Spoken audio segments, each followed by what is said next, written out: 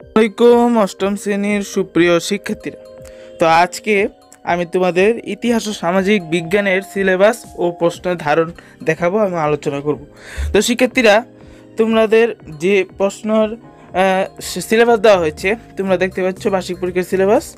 আর এটা হচ্ছে তোমাদের মানববন্ধন, যে তোমাদের 3 ঘন্টা পরীক্ষা দেওয়া হবে। আর এটা হচ্ছে তোমাদের নমুনা প্রশ্ন।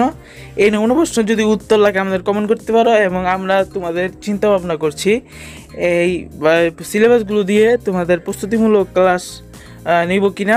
এই নিয়ে তোমরা যদি উক্তিতে হ্যাঁ হও বা সহমত হও তাহলে আমাদের কমেন্টে লিখতে পারো।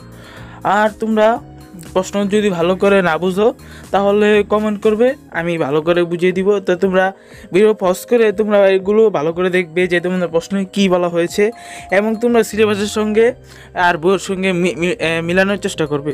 ওকে, তো চ্যানেলটি সাবস্ক্রাইব করে দিও, আমরা অনেক কষ্ট করি। তো আজকে পর্যন্তই, সবাইকে দেখার জন্য ধন্যবাদ।